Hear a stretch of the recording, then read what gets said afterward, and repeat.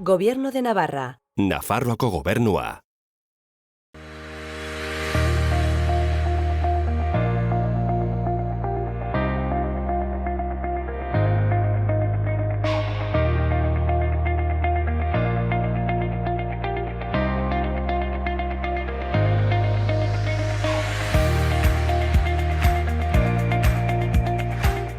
Etorriak gaurko saiora. Gaurkoan dislexiari buruz hitz egiteko Sandra etorriko zaigu.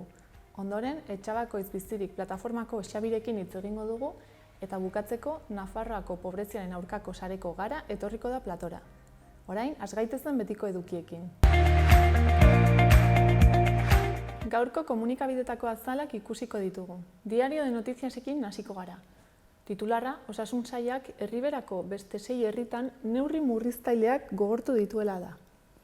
Argazkiaren bidez, bestalde, oroimenaren eta bizikidetzaren aldeko apustua nabarmentzen du. Horretaz gain, Tuteran, trasteleku batean gordetako 175 kilo speed konfiskatu dituztela jakinarazten du. Gainera, Iruñea erdialdeko kaleetako ilara luzeekin pasatako beste egun bat azpimarratzen du. Kiroletan, konponbiderik gabe, pilotarien greba hasi dela jasotzen du azalak. Eta azkenik, kulturan, aurtengo Durangoko azoka estandik gabea eta denda virtualarekin izango dela nabarmentzen du. Diario de Navarrara pasako gara. Titularrak, Kadreitan, Villafrancan, Baltierran, Castejonen, Zarrakaztelun eta Zitronigon ezarritako murrizketa berriak nabarmentzen ditu.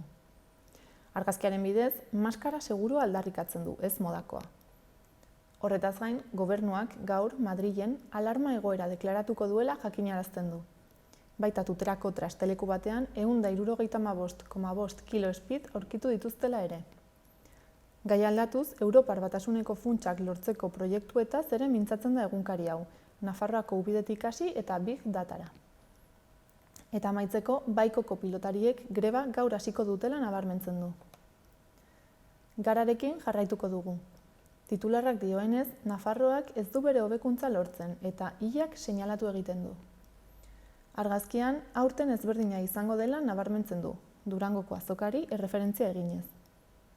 Bestalde, Gasteizko Parlamentuak monarkiaren amaiera eskatzeari uko egin diola jakinarazten du Garak, eta Pentzeren eta Harrisen arteko eztabaidan berdinketa izan dela ere jasotzen du azalean.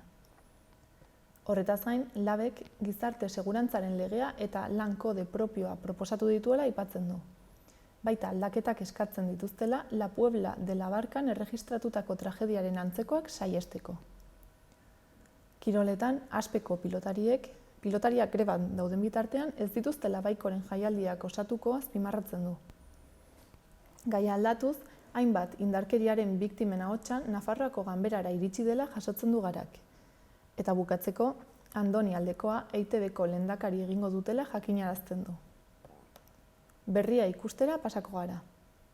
Titularra Baikoko 15 pilotarik grebari eustea erabaki dutela da. Irudia aurtengo Durangoko azoka erdi virtualari eskaintzen dio. Gainera, beste argazki bat ere ikus dezakegu gaurko berriaren azalean. Honetan, literaturako novela Louis Glück ageri da. Horretaz gain, alderdi kebektarrak, primarioak amaituta, gaur buruzagia hautatuko duela jakinarazten du. Gai aldatuz, Andoni aldekoa kazetaria EITBko hurrengo zuzendari nagusia hautatuko dutela aipatzen du egunkari honek. Bestalde, COVID-19aren edapena ere aztertzen du, eta ertzaintzak delitu ekologikoak ikertzeko hutsuneak dituela aipatzen du. Amaitzeko, Mari Andre Uret, Biga Bai elkarteko presidenteari tarte bat eskaintzen dio.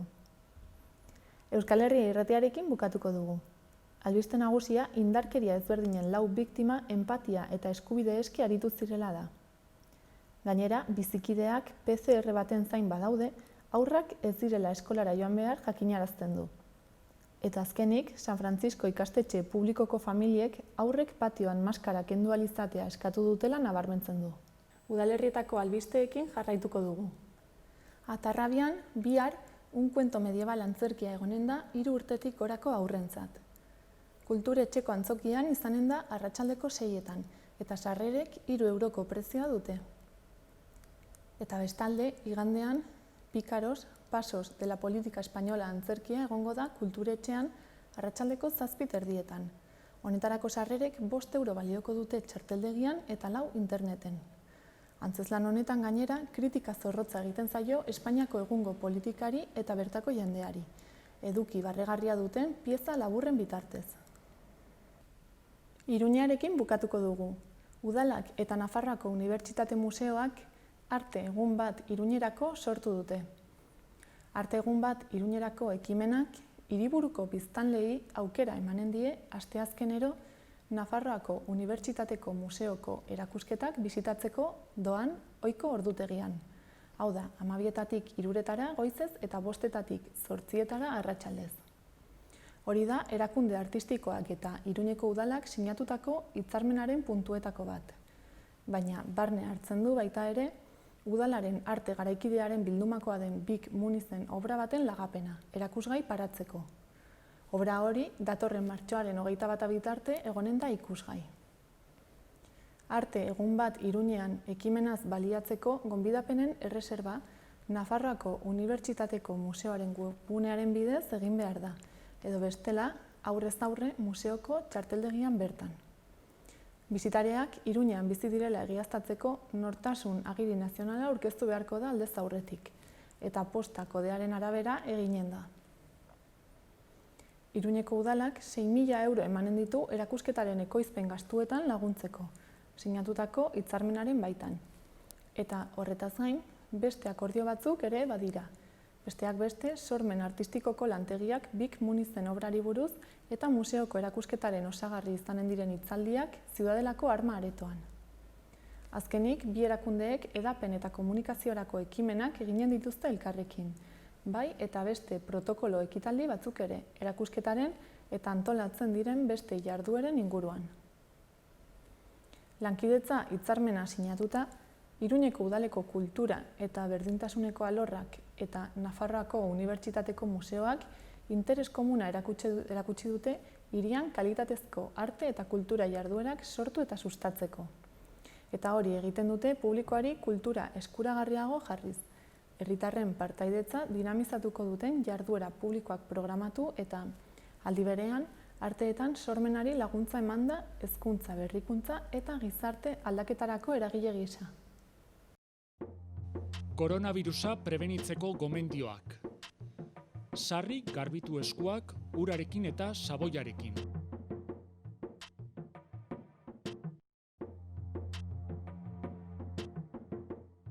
Estul edo doministiku egitean, ahoa estali besaurrearekin edo mukizapi batekin. Botatzeko mukizapiak erabili, eta ondoren zakarrontzira bota. Arnaz sintomarik baduzu eta infektatutako pertsona batekin kontaktuan egon bazara, etxean geratu eta deitu 112 telefono zenbakira. Beste ez zalantzarik baduzu, deitu 948 290 290 telefono zenbakira. Gobierno de Navarra. Nafarroako gobernua.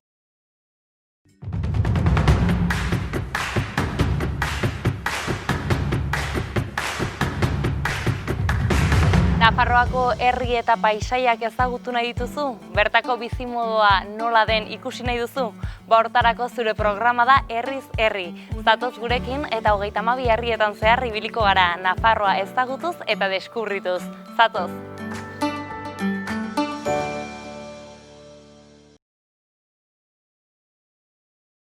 Arratsaldeon, itxaso? Arratsaldeon, bai. Bueno, hemen gaituzu, Nafarroako antzerki eskolan.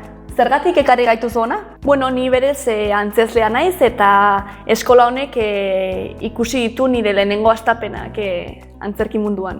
Eta orduan hemen hasi eta non jarraitu zenituen ikasketak? Edinburgoko unibertsitate batean ikasi nuen antzerki gradua. Eskozian. Eta orain, zertan ari zara edo? Xaloa telebistako, Nafarroak munduan saioa aurkezten dut orain. Non Nafarroako jende anitza elkarrizketatzen dugun eta haien atzerriko esperientziari buruz hitz egiten dugu. Eta gero zuek guztiekin partekatzen dugu. Zeinen proiektu interesgarria, ezta? Entzun duzue? Piztu ezazue Xaloa telebista. Eta egon erne, laiste izango duzue. Nafarroak munduan saioa ikusgai.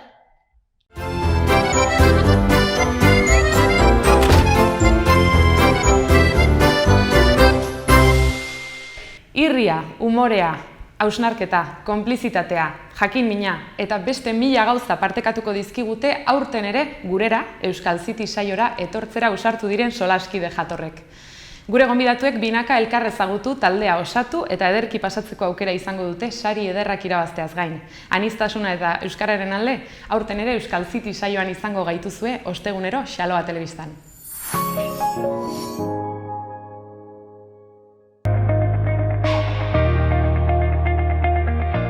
Jarrai dezagun gaurko eta asteburuko eguraldiaren iragarpenak ikusten. Gaur, ipar partean, zerua hodeitsu egongo da, behe-hodeiekin, eta ez da baztertzen euri langar pixka bat egitea, batez ere eguerditik aurrera eta ipar ekialdean. Egunaren hasieran barnealdean lainoa eta lanbroa agertuko dira. Hauek desegiten direnean eguzkitsu egon daiteke tarteka, baina orduak pasa ahala hodeiak ostartei gailenduko zaizkie berriro ere. Eguerditik aurrera ipar haiza ibiliko da, eta horregatik tenperatura maksimoek behera egingo dute. Altuenak 20–22 gradu ingurukoak izango dira. Bihar, larunbatean, euria eta temperaturaren jaitsiera izango ditugu. Fronte hotz batek zeharkatuko du gure lurraldea egunaren lehen partean. Beraz, zerua estalita egongo da eta euria egingo du, batez ere ipar isurialdean. Frontea pasa ondoren, baliteke aterrune luze bat izatea. Baina gero, arratsaldean berriro ere zaparradak sartuko dira tarteka. Ipar-mendebaldeko haizea bizi ibiliko da eta temperatura maksimoak 15–18 gradu ingurukoak izango dira. Eta bukatzeko, igandean eguraldi euritsu eta freskoak jarraipena izango du. Ipar-mendebaldeko haizea ibiliko da, une batzuetan gogor joko du, batez ere ziertzoak Ebro ibarrean. Ipar isurialdean hodei ugari pilatuko da eta euria sarri egingo du. Hegoaldera ere iritsiko da euria, baina noizbehinkako euri txikia egingo du. Temperatura are gehiago jaitsiko da. Maksimoak 10–15 gradu artekoak izango dira. Eta Pirinioetan berriro ere elurre egingo du 1500 metrotik gora. Koronavirusa prebenitzeko gomendioak. Sarri garbitu eskuak urarekin eta saboiarekin.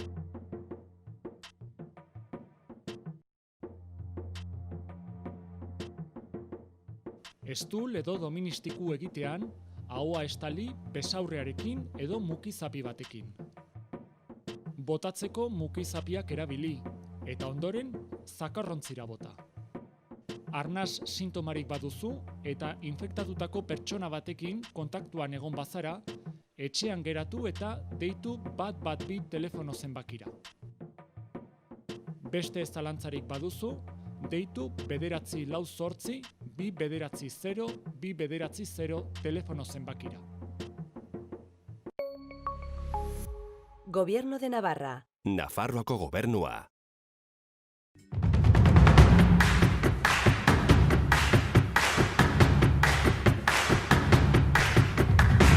Nafarroako herri eta paisaiak ezagutu nahi dituzu? Bertako bizimodua nola den ikusi nahi duzu?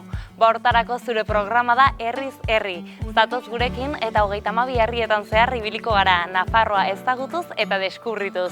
Zatoz!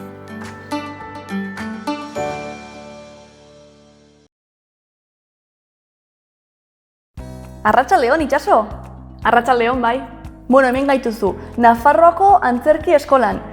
Zergatik ekarri gaituzu ona? Bueno, ni berez antzezlea naiz eta eskola honek ikusi ditu nire lehenengo hastapenak antzerki munduan. Eta orduan hemen hasi eta non jarraitu zenituen ikasketak? Edinburgoko unibertsitate batean ikasi nuen antzerki gradua. Eskozian. Eta orain, zertan ari zara edo? Xaloa telebistako, Nafarroak munduan saioa aurkezten dut orain. Non Nafarroako jende anitza elkarrizketatzen dugun eta haien atzerriko esperientziari buruz hitz egiten dugu. Eta gero zuek guztiekin partekatzen dugu. Zein proiektu interesgarria, ezta? Entzun duzue? Piztu ezazue Xaloa telebista. Eta egon erne, laiste izango duzue. Nafarroak munduan saioa ikusgai.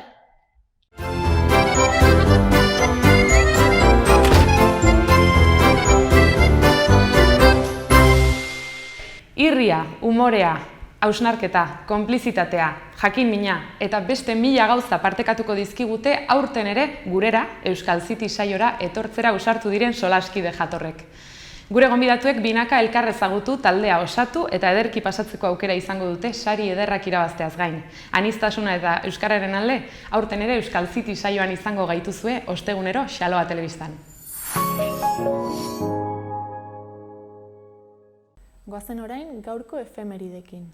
1940ko urriaren 9an John Lennon, Beatles taldeko kantaria eta abesti askoren konpositorea jaio zen. Horretaz gain, urriaren 9an ere, 1964an Guillermo del Toro, mexikar zinema zuzendaria, ekoizlea, gidoigilea eta eleberrigilea jaio zen. Gainera, 3 urte beranduago, 1967an Che Guevara iraultzaile argentinar-kubatarra erail zuten Bolivian. Eta bukatzeko, gaurkoa bezalako egun batez, 1974 urtean, Oskar Schindler, Saudeteetako alemaniar enpresaburua, 1200 juduri holokaustotik bizirik ateratzen lagundu zielako famatua hil zen.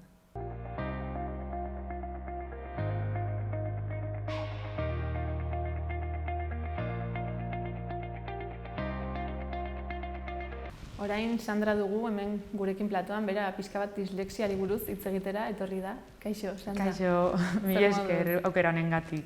Zuri etortzeagatik.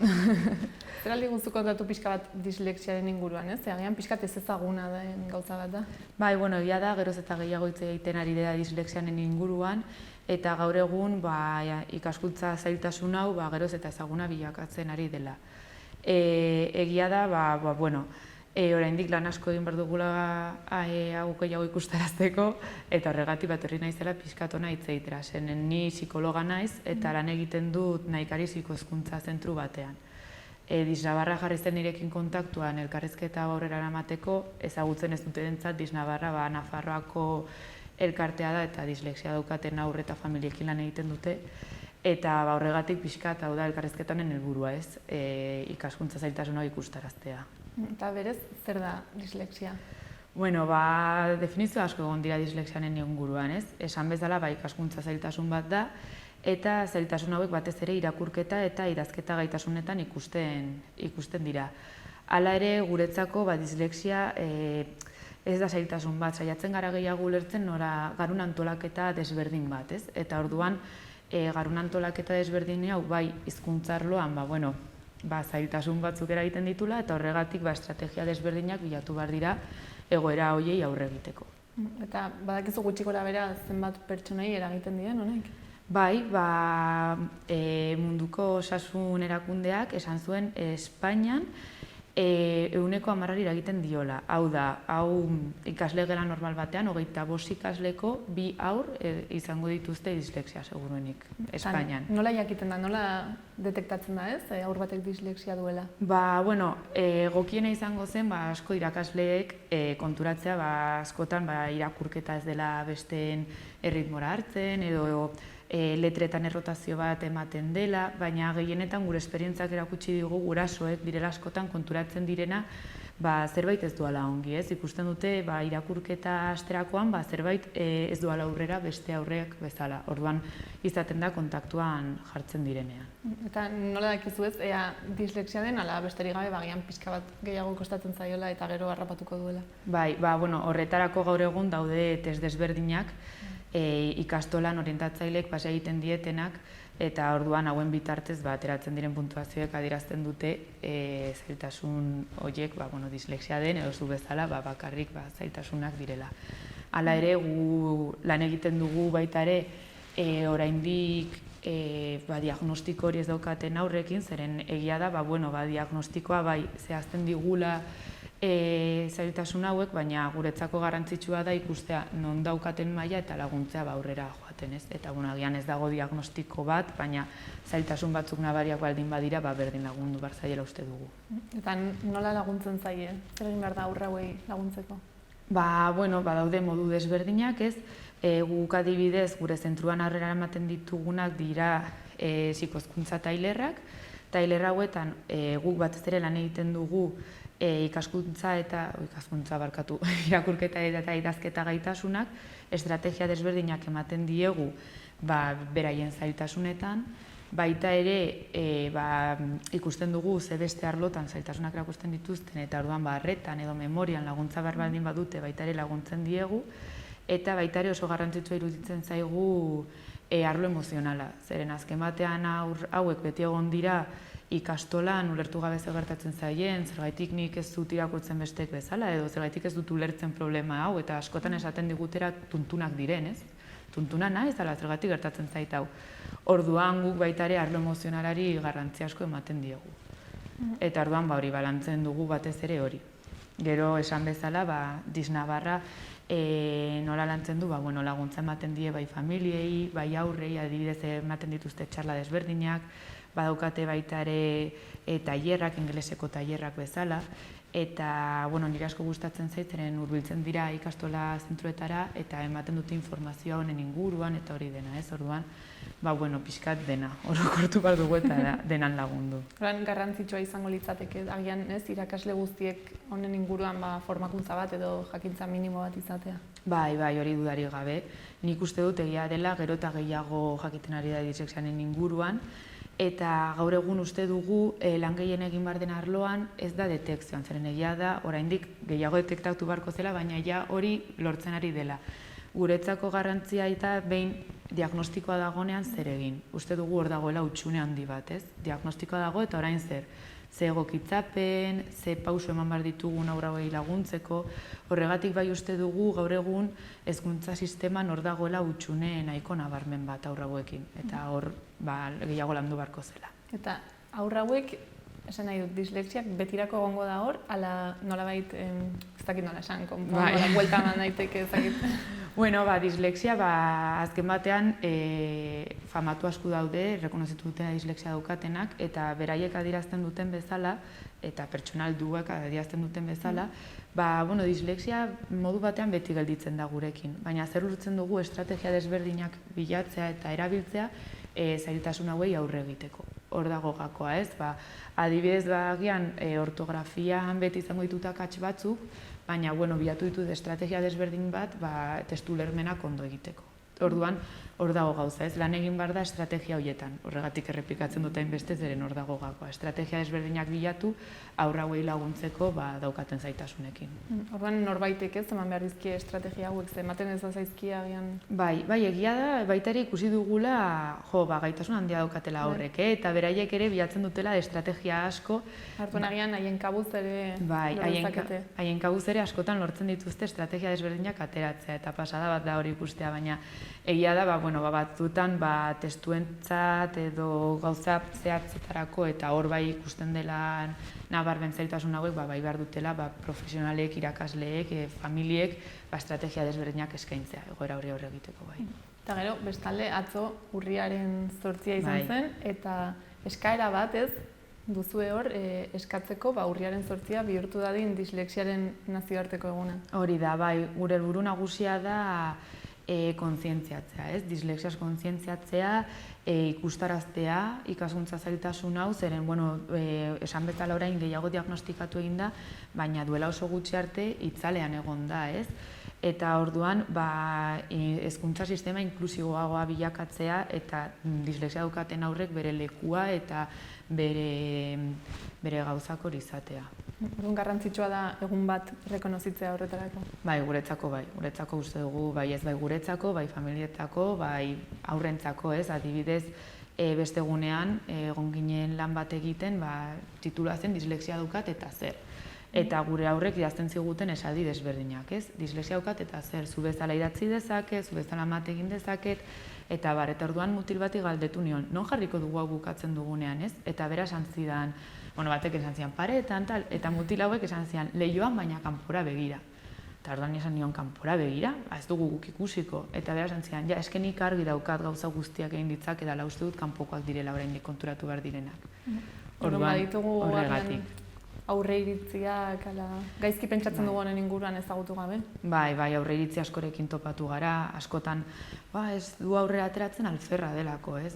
Ez da alferra, gauza da ez duela ulertzen, eta pentsa izan, 10 urterekin egotea klase batean, deus ere ulertu gabe, guztiok hasiko ginateke edo leihotik begira edo beste gauza bat egiten hasten, barkatu. Eta horregatik, horregatik uste dugu rekonozimendua eman behar diogula dislexiari eta aurreiritzi horiek alde batera utzi eta guztiok elkarrekin lan egin beraiengatik, zeren gero beraiek dira egoera hau jasan behar dutena. Orduan, DIS Navarra aipatu duzun bezala, elkarte horretatik suposatzen dut ere lan asko egiten ariko direla honen inguruan. Bai, atzo elkartu ginen Iruñan, egon ginen Iruñan, eskubide hauek aldarrikatzen, eta baita ere esan bezala txarra ezberdinak, elkarrizketa, horregatik nago hemen, zeren DIS Navarra izan da gurekin kontaktuan jarri dena, baita ere bai familiak jarri dituzte bai WhatsAppen, Instagramen, Facebooken, argazki pila hau ikustarazteko, hainbat zentru parte hartu dute baita ere, zenen esan bezala ikaskuntza zentruetan gero eta gehiago sartzen ari daudena. Orduan bai elkarteek, bai familiek, bai denok saiatzen gara hau ikustarazten. Eta agian badaude egon daitezke familiak ez dakitenak haien seme-alabek dislexia dutenik? Bai, seguruenik, zeren hori, esan bezala konturatzen garenerako edo familia konturatzen direnerako zerbait gertatzen ari dela, ja hasi gara gaudela lehen hezkuntzan, baina ja pasata, hasten da irakurketarekin eta orduan konturatzen gara zerbait ez duala ongi, bai. Orduan, seguruenik egongo dira familia asko, baina horretarako jarri aldaiteke gurekin kontaktuan, DIS Navarrarekin kontaktuan, eta informazio eman aldigute. Eta esan bezala ez dago diagnostiko bat egon beharrik, askotan ikusten dira zailtasun batzuk, eta ja horretan informazioa bilatzea beharrezkoa da. Lehenengo diagnostiko aliketa lehen egiten denean, orduan aliketa lehen hasiko gara lanean eta estrategiak eskaintzen. Eta aipatu duzun bezala, zuen nolabait erronka edo da agian hezkuntza sisteman gehiago involukratzea dislexiarekin. Bai, gure erronka nagusia da hori dislexia gehiago ikustaraztea, hezkuntza sistema inklusiboago bat bilakatzea, eta esan bezala egia da gero eta diagnostiko gehiago egiten ari direla, baina gaur egun helburu nagusia da, diagnostikoa dago, baina orain zer.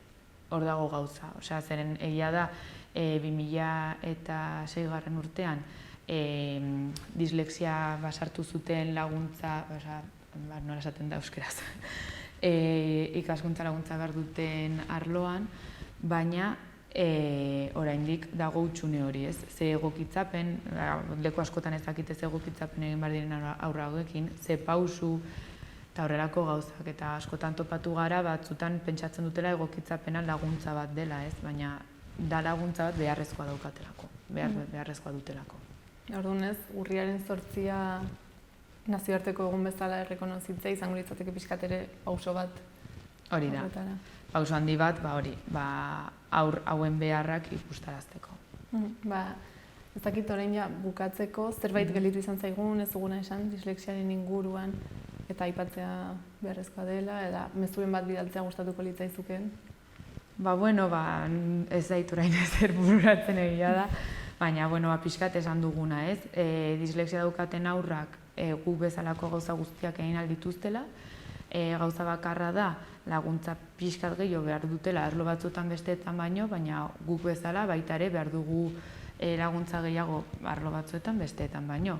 Orduan, gu lortzen duguna beraiek lortu behar dutela, ikusi daiteke famatu asko, Einstein bezala dislexikoa zen, Walt Disney, zaiten ari du Bill Gates, eta ere uste dut Applekoa, pertsonai oso famatuak. Orduan, lortu behar duguna da hau ikustaraztea eta beraien eskubideak betetzea. Eta ez dela oztopo bat, azken finean? Ez da oztopo bat aurrera egiteko. Ez. Mila esker, Sandra etortzeagatik, honi buruz informatzera eta kontatzera pixka bat zer den dislexia. Mila esker zuei aukera hau emateagatik eta baita ere DIS Navarrari eta batez ere Iranzuri dela DIS Navarrako burua gurekin kontatu izanagatik hau egiteko.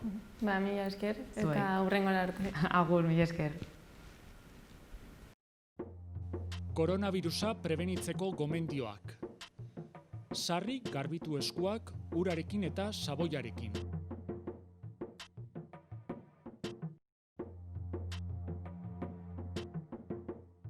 Estul edo doministiku egitean, ahoa estali besaurrearekin edo mukizapi batekin. Botatzeko mukizapiak erabili, eta ondoren zakarrontzira bota. arnas sintomarik baduzu eta infektatutako pertsona batekin kontaktuan egon bazara, etxean geratu eta deitu 112 telefono zenbakira. Beste zalantzarik baduzu, deitu 948 290 290 telefono zenbakira. Gobierno de Navarra. Nafarroako gobernua. Kaixo, Xabi, zer moduz? Kaixo, egunon, osongi, primeran, Bai, nago. hor palmera batzuk de fondo Bai. ezin kejatuz.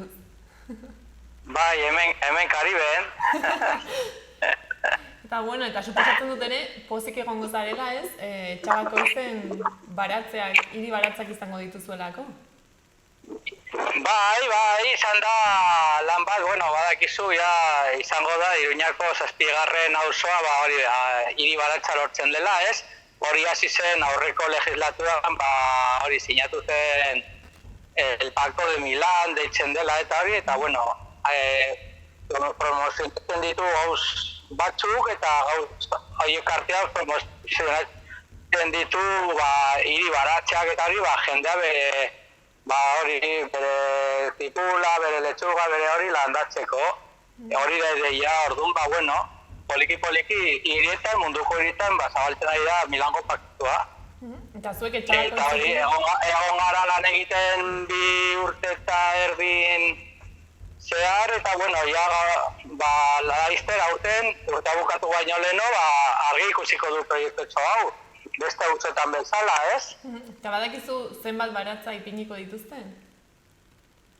Bai, egongo dira 2 mota, printzipioz, ez? Eta gero, eskara asko baldin badaudetari,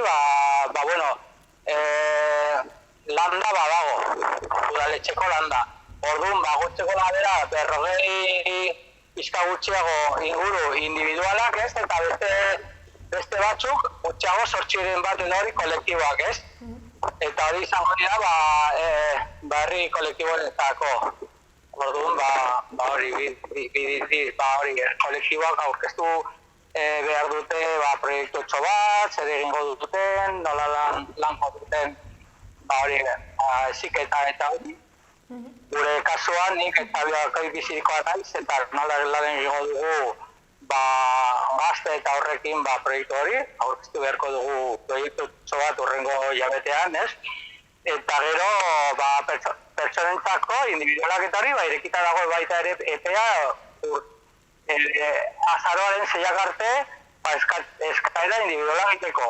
Hori, papera eta nola egin behar den eta hori, eta zeinek dira araguak eta hori, lortu daiteke Iruñako web horrikean. Hor agertzen dira guztiak. Eta zuentzat zergatik da garrantzitsua eremu hau baratzei bideratzea? Garrantzitsua, eta da proiektu bat komunitario ez, auzo elkartekoa sortu zen ideia, egon gara kontaktuan aurreko legislaturako zinegotxeekin eta orain gaur egungo zinegotxeekin, ez, gobernun daudenekin. Eta, esan daiteke proiektu polit bat, eta ez da bakarrik zu joatzea, bakarrik eta hor lantzea zure baratzak eta etxera. Bestela, hori da, auzo egitea, zu egongo zara, zure auzokideekin, edo adibidez, gure kasuan kolektiboki lan egingo ditugu gaur batzuk, ez? Eta hori, naturarekin kontaktua, odun da, proiektu nahiko polita, soziala, eta hori. Eta lur hauek eremu hau aproposa da baratzeak jartzeko? Hau da zuek eskatzen zenuten eremua, ala badaude ere beste bai, hor dago sartuta eta, mugitzen dela ez, udaletxetik ekologia urbana, ez? Eta, lehenengo egin zuena izan zen ikerketa bat, ugnarekin batera, hartu ziren muestra batzuk eta aproposatzen lurra eta hori, eta oso ona da ematen du, hori esan dute ikerketak, ez? Unibertsitatetik. Orduan alde horretik konten gaude ere, bai. Eta noiz alko zarete hasi lurra hauek erabiltzen? Begira, hau egingo da IFS batekin, IFS-ak dira, iazko remanenteak eta gastatu behar dira aurten. Aurten, urtenetan bukatzeko geratzen dira aste batzuk. Orain egingo da prozesu hori, jendea eskatuko du, gero egingo da zozketa bat, eta zozketa eginez gero, jara adjudikatuko dira parcelak. Bitartean hasiko dira obrak, eta orain arte, Confederación Hidrográfica del Ebro, baratzak egongo dira, 100 metro baino gutxiago, ibaietik, ez zuen ematen baimena, orduan, orain arte egon da pixka geldituta alderretatik. Baina hori salbatu dago, eta beste aldetik, enpresa, egin behar du enpresa baita ere, aplikazioa dauka, urrun, aste batzutan egingo du proiektua, lurra mugitu, dena prestatu, ingurua pizkat baiatu jarriko da eta hori. Eta nik uste dut urrengo egu berrirako ez dut ez egongo da prest, eta jarri behar da ura, jarri behar da dena, obra egin behar da. Urrengo da berrirako dena egongo da prest, baratzak ikusteko martzan. Eta Etxabakoitz bizirik taldetik, zertan gehiagotan zabiltzate lanean? Zerbait egingo dugu, baina oraindik zehaztu gabe dago, ikusi nahi dugu zer egiten ari dira beste gauzetan, adibidez Ermitagainan hor daukagu bat hurbila dagoela, eta hori egin dute uda honetan gaztekin eta aurrekin udalekuetan egin dute ekitaliak eta gauzak orduan.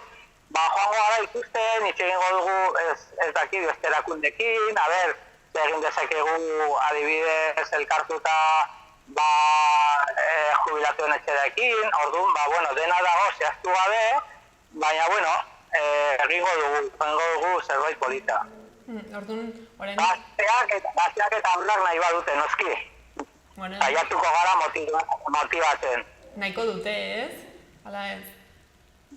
Ez dugu itxegin nahiekin momentuz, jakin arte, oraindik aurkitu daitezke Iruñako edo zein elkarte eta hori ez, eta daude zuzita zela, baina nik uste du lotuko dugula bat fijo.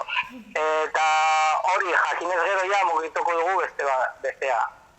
Bai, gainera ez? Eta guretzat izango da tresna bat ez, egiteko auzoa, egiteko erlazioa ekartean eta naturarekin batera erlazio izatea baita ere.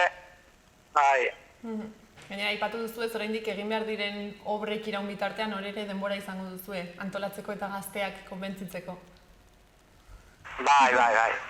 Daukagu. Egingo dugu. Ez dakit, bukatzeko hori zerbait gehiago aipatu nahiko zenukeen, ala Etxabakoitz biziriken aldetik mezuren bat bidali edo zerbait esan? Animatzea jendeari eskatzea, arratsatxo bat, eta izan daiteke proiektu polit bat, komunitario eta jendeen artean erlazioa sortzeko. Orduan, azken finean da auto egitea eta hiria egitea. Azitu. Orduan, hori da. Mila esker, Xabi gurekin hitz egiteagatik, Karibetik. Zuen, ez horregatik. Urrengo arte. Koronavirusa prebenitzeko gomendioak. Sarri garbitu eskuak urarekin eta saboiarekin.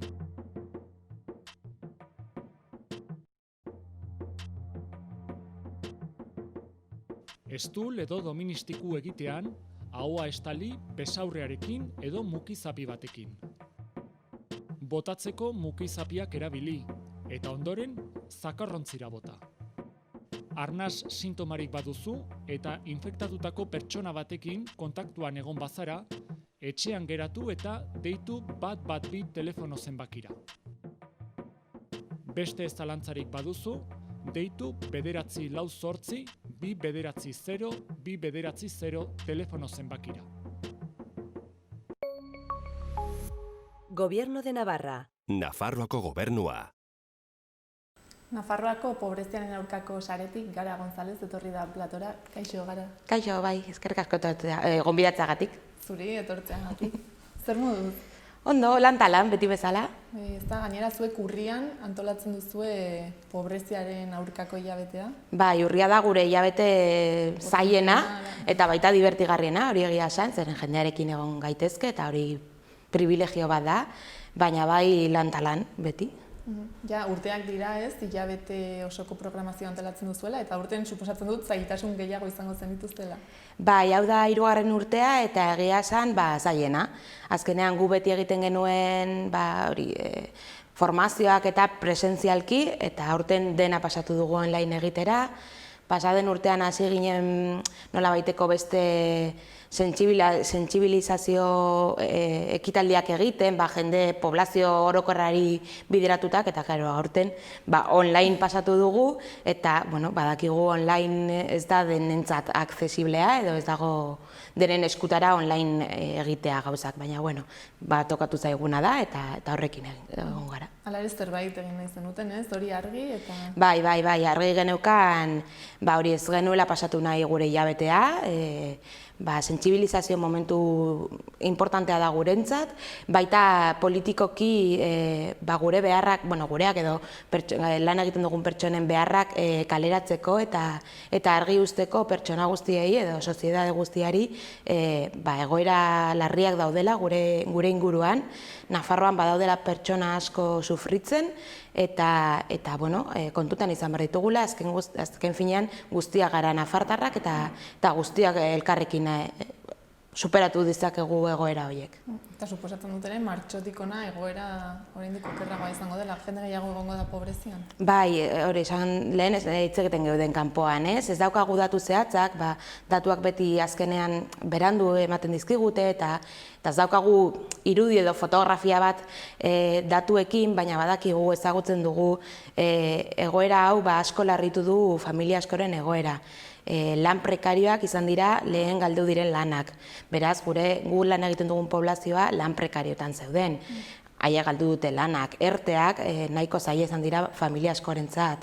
Eta gero, etxea edo etxe bizitza izan da pandemia honen nukleoa, edo protekzio garrantzitsuena.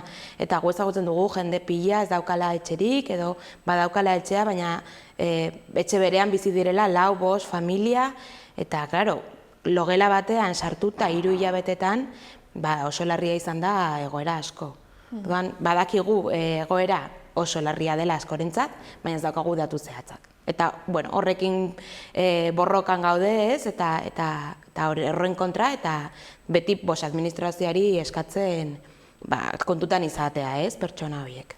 Eta pixka batez, horren inguruan antolatu dituzu, suposatzen dut urriko jarduerak? Bai, horixe, 4 jarduera edo 4 momentutan egingo ditugu jarduerak, hasi ginen urriaren batean jarduera batekin, jarduera horretan hitz egin genuen hezkuntzaren inguruan, eta ze garrantzitsua den hezkuntza sistema blokeatu hori horretan ezartzen ez diren gazteak, gehienetan gazteekin hitz egiten genuen, ze aukera dauzkaten, ez badaukate DBH bukatzeko aukera, ze beste aukera daude, eta nola gobernuetatik edo administrazioetatik ez da askotan kontutan hartzen pertsona, bide hori jarraitzen ezin duen pertsona bat, zer egiten dugu pertsona horrekin, edo gazte horrekin.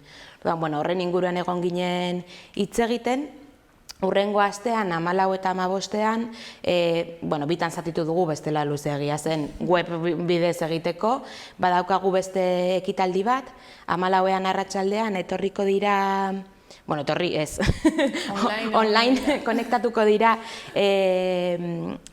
osasunaren inguruan hitz egiten duten bi pertsona, bada epidemiologoa, Madrilen bizi dira biak, eta bestea da medikua, atención primariako medikua, Madrilen baita. Orduan, idatzi dute liburu bat, egun hauetan, pandemia ez, estado de alarman geudenean, idatzi duten liburu bat, eta liburu horretan adierazten dute edo defendatzen duten teoria da, pandemia hauek ez dela lehenengoa historian zehar, asko gertatu dira, eta pandemia hauek askotan esan dugu no entiende de clases, esan da, edo ez du ulertzen pobreziaren edo pobrezia ez izatean.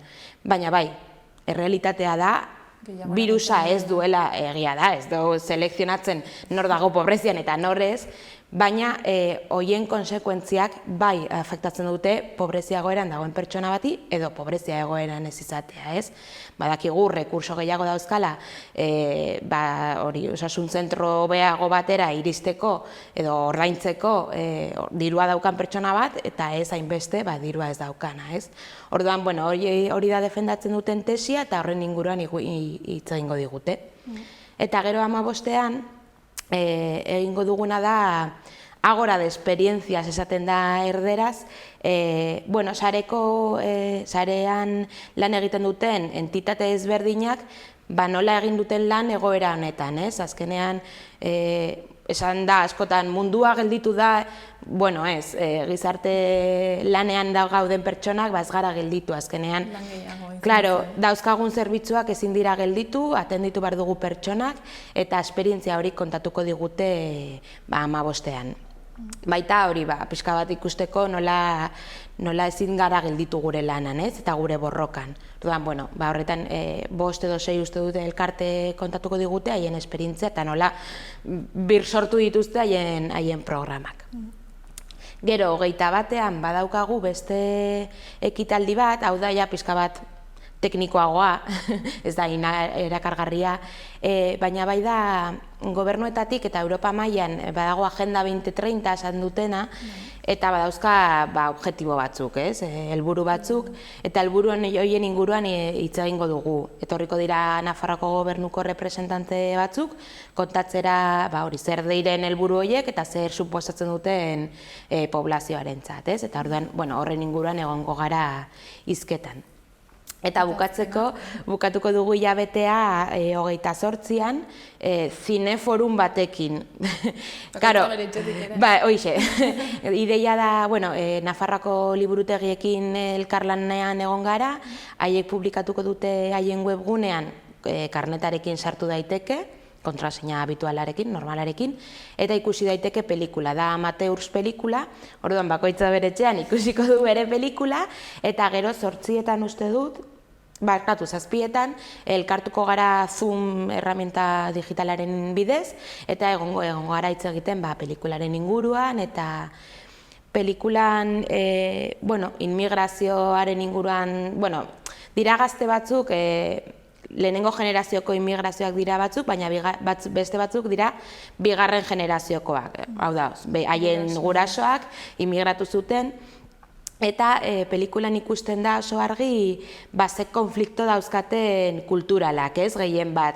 Ez naiz hemengoa, ez naiz hangoa, nongoa naiz, ze kultura da nirea edo non ubikatzen naiz, momentu horretan. Orduan, horren inguruan egongo gara hitz egiten, esperientzia batzuk ekarriko ditugu baita, kontatuko digute haiek nola bizi izan dute momentu horiek, eta horrekin ja bukatuko dugu hilabetea. Orduan, online izateak agian pixka bat murriztu dezake jende parte hartzaile kopurua? Bai, hori gehien bat, badakigu jende asko ez dela manejatzen, sare sozialekin edo gauza hauekin, baita zailagoa egiten da komunikazioa, gure ideia duela 6 hilabete, zen debate gehiago egitea, baina, klaro, Zoom erramientaren bidez, zaila da hitz egitea, eskua altxatu behar da online bidez, orduan zailtasun asko ikusi ditugu, baina, gutxienez zeo zer egitea nahi genuen, egia da kolaborazio oso politak egiten ari gara Nafarroako liburutegiekin, Nafarroako gobernua baita laguntza eman digu hainbat kasuetan, beraz, zeo zer egin dugu gutxienez, oseak konten gaude horregatik. Eta adibidez, aipatu duzun Madrilgo 2 mediku hauek liburu aurkezten dutenean eta gero, badago aukera hor nolabait erantzuteko edo feedback bat? Bai, ideia da, haiek kontatuko digute haien esperientzia eta gehien bat kontatuko digute liburuaren ideia hori, eta nola birusa ez du klasez ulertzen, edo bai, eta gero ideia da debate txiki bat egotea, hori ez da izango oso debate, izango da galdera eta erantzuna, baina, gutxienez galderak egiteko aukerak irekiko dugu bai. Eta nor gustatuko litzaizueke parte hartzea jarduera hauetan? Gure ideia edo beti da, egia da, 21eko jarduera teknikoagoa da, igual ez da oso erakargarria poblazio osoarentzat, baina gure ideia da poblazio osoa etortzea, ikustea, eta hori gehien bat kontutan izatea ze egoeratan daude pertsona asko, ez? Askotan gure egunekotasunean ez dugu ikusten edo ez gaude argi, ez dugu begiak irekitzen zer realitatea dakagu ondoan. Orduan, momentu hauek dira oso garrantzitsuak ikusteko eta pentsatzeko eta ea zer egin dezakegun bakoitza pertsona askoren egoera pixka bat hobetzeko, ez? Nire zuek antolatzen duzue hori pobreziaren aurkako hilabetea urrian, ze urrian ere pobreziaren aurkako nazioarteko eguna ospatzen da. Hoixe, azkenean urri hartu genuen erreferentzia, 17an da nazioarteko eguna, pixkat primizian edo sekretuan 17an aterako dugu kanpaina sare sozialetan eta nahiko garrantzitsua eta polita ikusiko duzue, espero dugu medioetan eta sare sozialetan. Eguna aprobetxatuz, aurten ezin gara egun horretan kalera ateratzen, beste urteetan akto edo norbaiteko kaleko zeo zer egiten genuen, aurten erabaki dugu ez da gaude hori, ez gaude arriesgatzeko eta gainera hori, akto horretan pobrezia egoeran dauden pertsonak etortzen ziren, erduan, ez dugu inor konprometitu nahi eta nahiago izan dugu sare sozialetan soinua edo egitea, orduan, atento egon gure sare sozialetan eta medioetan ikusiko duzue nola hortik gaude gu begirada berriak sustatzen. Hori, azkenean egun hori da, ez, oso garrantzitsua zuentzat? Bai, hori, gainera aurten larun batean tokatzen da, orduan izan bar zen oso garrantzitsua guretzat, baina, nola baiteko buelta eman diogu eta, suporatuko dugu. Eta orduan zuen helburua guztionekin ez da pobrezia egoeran edo pobrezian dauden pertsonen errealitateak ikustaraztea. Bai, guretzat hori da garrantzitsuena, uste dugu bakarrik horrela kontziente egiten guztiak elkarrekin egin dezakegu lan pertsona horien alde. Azkenean gure lanetako bat da politikoei eskatzea, eta behin eta berriro gaude eskatzen, kontutan hartzea pertsona horiek, baina uste dugu ez bakarrik administrazioa edo politikoak daukate erantzuna, baita pertsona guztiak, baita ondokoak, eta argi ikusi behar dugu zein da Nafarroagon daukagun errealitatea, eta hori guztiak elkarrekin superatu dezakegu egoera horiek. Agian orain ez, inoiz baino zailagoa da, ze bakoitza bere buruari begira dago. Bai, argi ikusi dugu pandemia honetan solidaridade momentu askoak izan dira, auzoetan jendea elkartu da, gazteak mugimendu izugarria izan dute besteei laguntzeko, eta adineko pertsonei laguntzeko, eta izugarrizkoa izan da solidaridadea, baina ezin dugu ahaztu. Izan dira 3 hilabete, oso gogorra guztiontzat, baina solidaridade hori mantendu behar dugu, pertsonak egoera latzean jarraitzen dute, gu sartu gara gure lanetan, gure ikasketan, boragine horretan ez, eta orduan, klaro, ez gaude etxean, eta ez daukago hainbeste denbora emateko besteei, ez, baina saiatu behar gara bilatzen ez dakitze formula, ez da dirua ematea, hori ez da ja, hori da kasi gutxienekoa, ez? Baina bai da begiratzea, ikustea eta kontutan izatea beste pertsona, ez? Eta baldin badaukat, astean zehar ordu bat egoteko gazteekin apoio eskolar egiten, saiatuko naiz egiten, ez? Edo gutxienez egoten beste pertsona batekin, ez? Oso garrantzitsua da momentutxo bat astean zehar bilatzea konpromeso horrekin, ez? Besteekin. Bolondrez bilatza biltzate?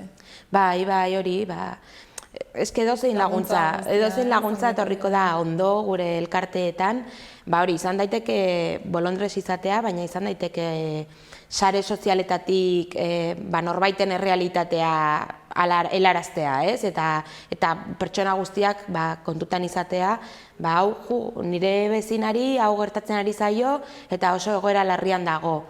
Agian, badakigu nola da Nafarroa eta esatea eta entzutea oso garrantzitsua da, eta agian nik ezin ditu lagundu, ez daukatu delako denbora, baina ondokoa bai. Orduan nik kontatzen badiot ondokoari ze egoeran dago errealitatea, lagun aldi izango du, ez? Keinu txikienak ere ez asko. Bai, oso garrantzitsua da, eta guretzat, eta hilabete honekin lortu nahi duguna da hori, ez? Pertsona kontziente izatea eta gutxienekoa egitea minimo. denbora baldin badaukazu eta bolondrez izan nahi baduzu, primeran, badago behar asko. Orduan, jarduera guztien inguruan eta zuen lanaren inguruko informazioa suposatzen dut zuen webgunean egongo dela? Bai, gure webgunea da redpobreza.org, horri izango dute informazio guztia, baita dauko gaude sare sozial guztietan, bai, gaude guztietan eta nahiko aktibo. Eta oso garrantzitsua guretza da, hori sare sozialetan jarraitzen gaituzue, hori 17an izango dugu kanpaina bat, sorteoren batekin, eta bueno, garrantzitsua izango da urrian gure sare sozialetan jarraitzea. Ez dakit, ja bukatzeko ze mezuren bat azpimarratu nahiko zenuke? Hori esandakoa laguntzea eta realitatearen kontziente izatea, gu bai 6 hilabete hauetan, egon gara lanean oso fuerte, pixkat analizatzen ze beharrak dituen esklusioan dauden pertsonak, eta Nafarroako gobernuari helaraziko diogu pare bat astean zehar, egingo dugu nota de prensa edo zer, eta kontatuko dizuegu ze beharrak analizatu ditugun, eta kontatuko diogu baita Nafarroako gobernuari eta ea zen neurri hartu dezakegun egoera honetan dauden pertsonak kaleratzeko, ez? Orduan, urrian, hilabete honetan gauza asko gertatuko dira. Bai, egon gara lantalan eta adi egotea garrantzitsua izango da. Adi egongo gara, orduan. Bai, eskerrik asko. Gara zuri. Bale, eskerrik asko. Aio. Koronavirusa prebenitzeko gomendioak. Sarri garbitu eskuak urarekin eta saboiarekin.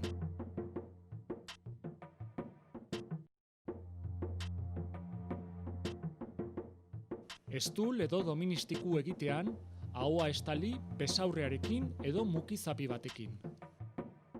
Botatzeko mukizapiak erabili, eta ondoren zakarrontzira bota.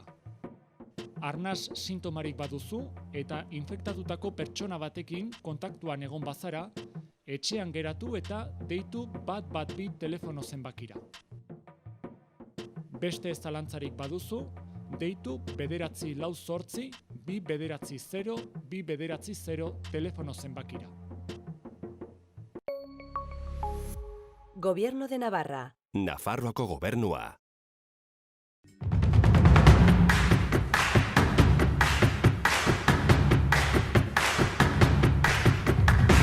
Nafarroako herri eta paisaiak ezagutu nahi dituzu? Bertako bizimodoa nola den ikusi nahi duzu?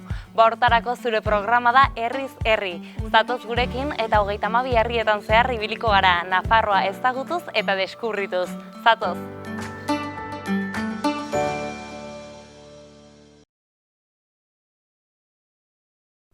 Arratsaldeon, itxaso? Arratsaldeon, bai. Bueno, hemen gaituzu, Nafarroako antzerki eskolan.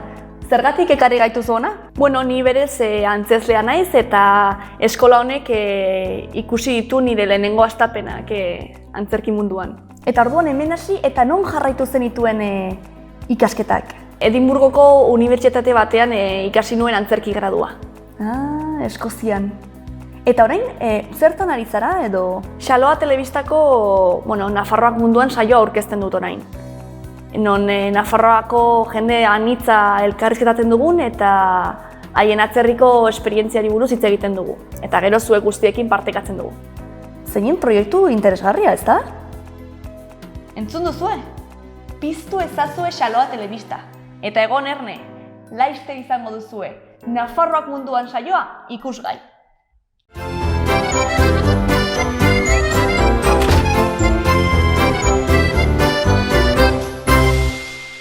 Irria, umorea, hausnarketa, konplizitatea, jakin-mina eta beste 1000 gauza partekatuko dizkigute aurten ere gurera, Euskal City saiora etortzera ausartu diren solaskide jatorrek.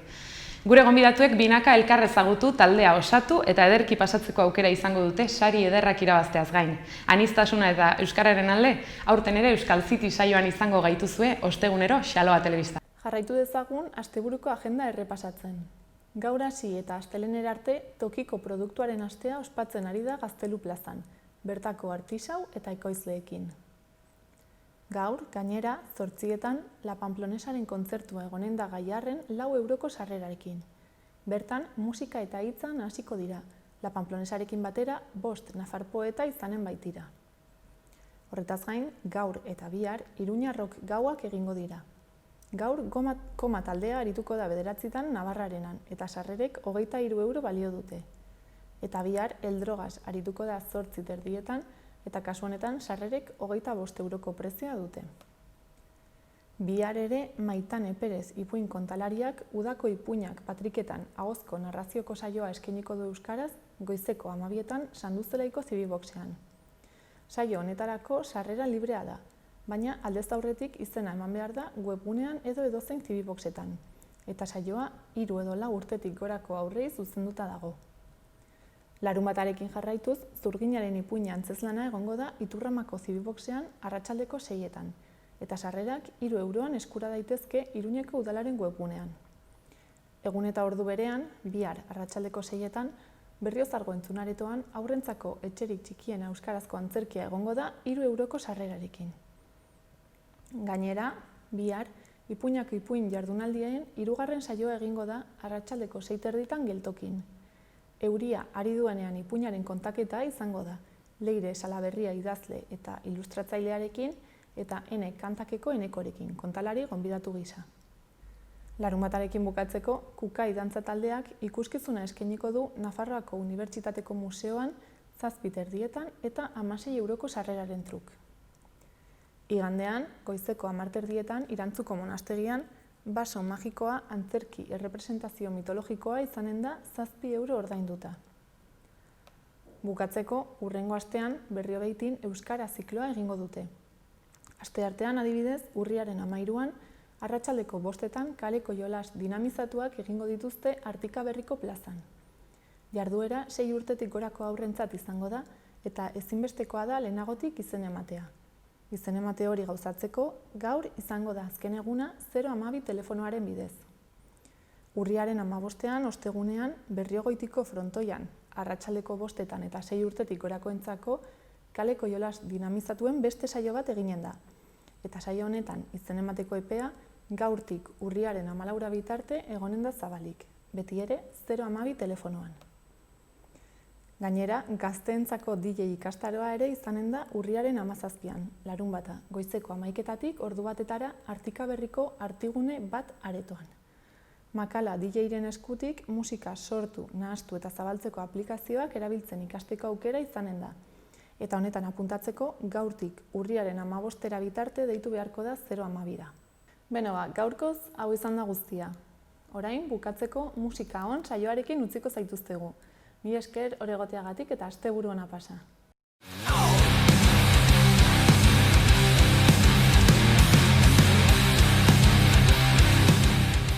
Ongi etorriak musika on saiora. Gaurkoan, Lubaki taldea izango dugu gurekin, uhartekoak, eta ikusi ezagun ze kontatzen diguten.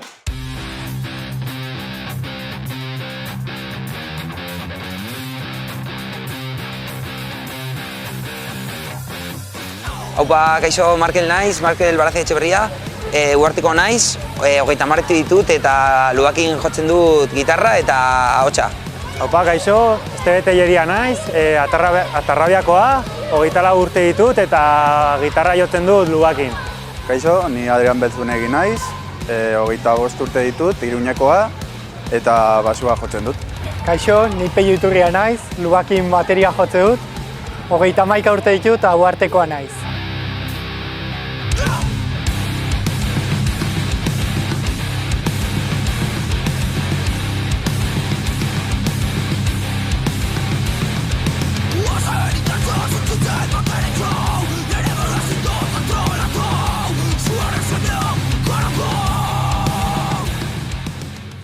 Bueno ba, konta iguzue noiz eta nola sortu zineten? Bueno, 2006an hasi ginen, hasieran lagun arteko proiektua izan zen, Markel eta biok hasi ginen, beste uharteko birekin, Davidekin eta Aitorrekin. Eta, bueno, geroz eta serioago hasi ginen hartzen ez, proiektua, eta gaur arte. Orain Markelekin 14 urte, ia 15 egingo ditugu aurten. Eta hemen daude fitxaje berriak, eta hori, a ber, zemuz. Orain arte. Konta iguzue, nortzuk osatzen duzue gaur egun Lubaki? Ni Peio bateria naiz, Markel gitarrista, Estebek beste gitarra, eta Adrianek basua jotze du. Markel, kota iguzu zergatik aukeratu zenuten Lubaki izena. Dena hasi zen, nire egoen Iturraman ikasten, eta egon euskeran eta gertu zen hitz bat zela Lubaki, eta zen lurra gehi baki, ez? Eta orduan, trintxera, ez? Gazteleraz, eta esan nuen, ostia, zelako hitz hona, gu beti hor irauten dugu, naiz eta gauzak zailak izan, eta ez joatea super ondo, ez? Eta orduan, iruditu zitzaigun, kagon dioz indartsu bat eta ona metal talde batentzak, gainera zentz bat ez oso ezaguna, gainera. Nik ez nekien hasieran zer zen. Eta horregatik. Eta nola definituko zenukete zuen taldearen musika estiloa? Guri gustatzen zaigu deitzea flow metal, zeren azkenean ez zaigu gehiago gustatzen etiketak eta ez dakigu gustatzen zaigu talde asko, orduan ez dugu izan nahi etiketa bat, eta orduan horregatik asmatu genuen gurea, ez? Zen dauka pizka rap, pizka metal indartsua, ez dakit. Orduan rap metal ez deitxagatik gustatu zitzaigun gehiago flow metal hitza, zen dauka flow asko. Eta zeintzuk izan dira zuen erreferenteak? Mirestu dituzuen taldeak edo musikalariak? Azkenean nik uste dut bakoitza daukala bere estilo propia, ez dakit. Peiori gustatzen zaizkio talde... Lasaitxegoa. Ez dakit. Eta gero, Adrian uste dut gustatzen zaizkiola grupo kaineroagoak, eta ni azkenean ez dakit. Hauek esaten didate metalkoreta naizela, ez? Ez dakit, azkenean, ez dakit. Nahiko talde ditugu referente bezala, bai amerikarrak, bai inglesak, eta hemengo talde askok ere, nolabait ere, eragin digute, ez dakit. Adibidez hemengo etxaiak, Zutagar, Berri Txarrak ere, eta ez dakit, amerikarrak, inglesak dira, Bring Me The Horizon, eta holako gauzak ere, asko gustatzen zaizkigu.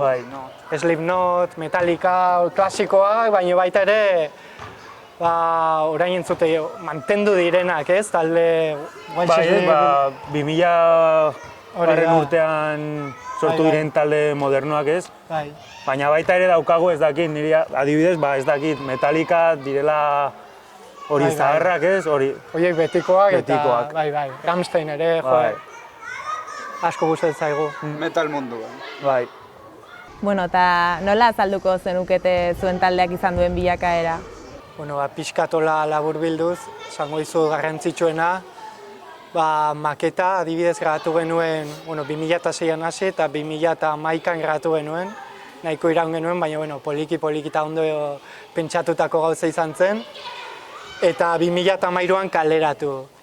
Gero, adibidez baita ere, Gora Iruñak antolaturiko lehiaketa batean irabazle izan ginen, han San Ferminetan karpandian jotzeko.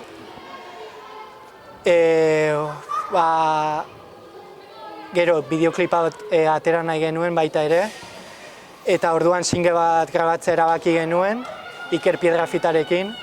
Gustatu zitzaigun bere estiloa eta entzuna genituen beste talde batzuk, eta gustoko genuen nola entzuten zenez, estudio hortako grabaketa, eta arekin probatu genuen eta asko gustatu zitzaigun, orduan ez dakit 2018an atera genuen bideoklipa, eta bideoklipa horrekin gero erabaki genuen bere estudioan baita ere diskaia, benetazko diska grabatzea, eta oso pozik gaude emaitzarekin.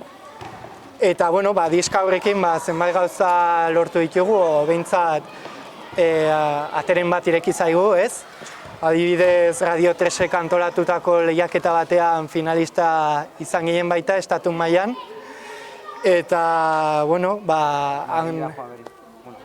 Madrilera joatea eta kristona izan zen guretzako esperientzia berri bat.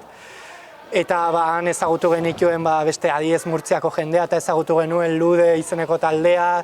Eta, amistadea egin genuen. Eta handik aurrera zenbait kontzertu pixka berezi ere atera zaizkigu, adibidez Murtziakoekin beste kontzertua jo genuen Kabasen, gero baita ere Burgosera joan ginen. Disko honekin gauza orain COVID-a sartu dela eta gauza asunto guzti hau. Eta pixkat gelditu dela gauza, justo harrapatu gaitu pixkat despegatzen ari ginela ez, eta bueno, eta... Beti krespa, baina beti olatua. Hori da, bai. Eta, nik uste orain gauza hobetuko dela eta pixkat kaina gehiago emango diogula baita diskaren aurkezpenari. Eta hori, orain arteko gauza nabarmenenak esan dizkitut bai. Eta pandemia aipatu duzula, zein izan da pandemia egoerak izan duen inpaktua edo ze sortu duzue konfinatuta egon garen bitartean? Zeo zer interesgarria ekarri du pandemia egoera honek? Noski. Musika izan da irten bide bakarra ez, etxean azkenean nazkatuta ginen etxean egoteaz ez, eta orduan musikak beti badu desaugatzeko ez, kriston ondo dator. Eta orduan guk nolabait ere aprobetxatugu sorkuntza lanerako ez, eta hurrengo diskorako lanak berriz pentsatzen joatea, o zakit poliki, diskoa nola joango den, zea beste aukeratuko ditugun eta poliki ikustea.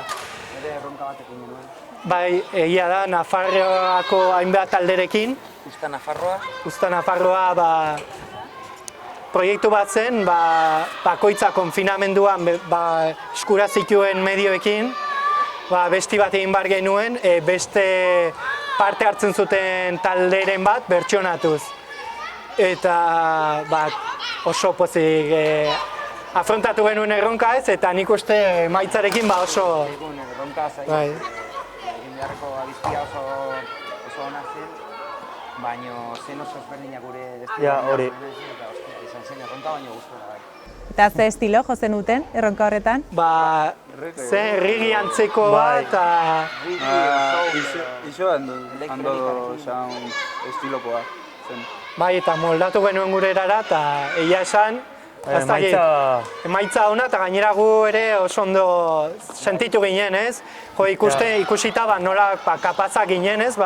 Horako estilotan ere gurea egitea, eta emaitzarekin enpozik gelditu ginen, bai. Azkenean ez zen erronka erraza. Hori da. Azkenean bakoitzak bere etxean zegoen, eta bakoitzak bere buruan zeukana, azkenean dena elkartu behar genuen, eta emaitza ona atera zen. Bai. Eta nunbait ikusi dezakegu lan hori, interneten dago? Bai, YouTubeen igo genuen, edo Lubakiren Facebookean ikusi daiteke, baita Instagramen ere, eta gustoko duzuen. Da bakea Keep on Walking, bakea cover, jarrita salduko da. Eta baduzue abesti kutxunik edo oso gustuko den duzuen abestiren bat? Hori da galdera zaila, ez? Hori da zein numeri maitu duzun gehiago aldetxa bezala, ez? Nik esango nuke denak. Denak? Denak. Baina igual baten batek esaten duguna... Ja, eske daude era ezberdinekoak. Batzuk igual zaborra gehiago dukatenak, beste batzuk gutxiago, beste batzuk igual raperagoak. Orduan da, zeiatu ginen izatea besti bat esatea. Hau ez gustatzen, baina beste horiek bai, ez? Guztiak izatea onak. Así que hobeto zuk esango diguzu. Bai, zuek esango diguzue. Egia da, badaudela errazago ateratzen direla bestiak, eta igual baten bat niretzako adiez jellero pixka berezia da, ez? Ensaioan batean ateratu dugako abestia izan zen, eta gainera niretzako potentea, indartsua, badu musikalki badu bere konplikazioa, eta nik bat esatekotan hori esango nuke. Erakargarria da, abesti hori. Azkenean estribilloa jotzen dugu kontzertutan, eta oso askar jendea esaten du, ostia, hielero. Eta azkenean energia hori ez dakit. ere mama beltzater genuen, igual, 7 edo 10 minututan bakarrik. Eta egon ginen, ez dakit zergatik, lo que sea, inspiraturik edo.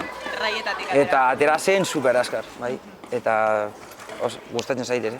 Azkenean nik ustez dela gehiegi pentsatu behar. Ja. Gehiegi pentsatzen bauzu gaizki. Zerbait gaizki doa.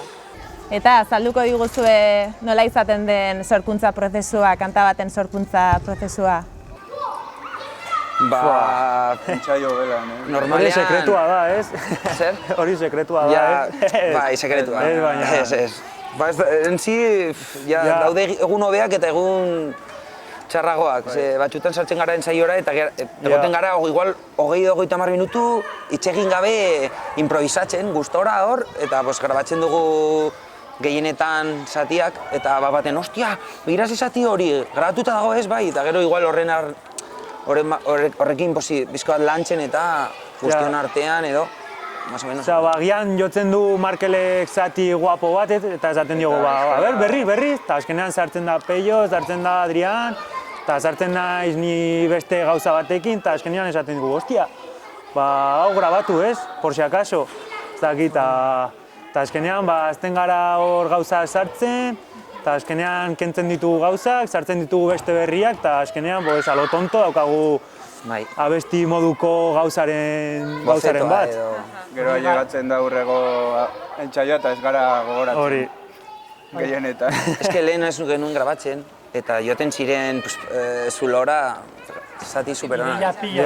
Bai, ez que orain grabatzen duguenez, ikusten dugu zati batzuk, que dices, ostia, zelako zatia, sabes? Eta orain, bestela, pues... Bai, azken aldiko gauza da, eta gainera, erabilgarria benetan. Dana grabatzea, eta hortik ideia honenak hartzea, bai. Baina gero daukazu hor, deitzen diogo el cajón. Daukazu hor kajoi bat, zatiekin hor, eta gero hori ordenatu da. Eta, nola ikusten duzue musika eszena Nafarroan, Iruñerrian? Metal taldeek egia esan nahiko zaila dugu, ez? Beti izan dugu zaila, egon dira egon ziren momentu hobeak, baina nik uste azkenean metala ere, ez dakit, lehengo gauzak nola jartzen ari diren berriz modan, nik uste etorriko dela berriz ere, ez dakit, jendeak berriz baloratuko duela, ez?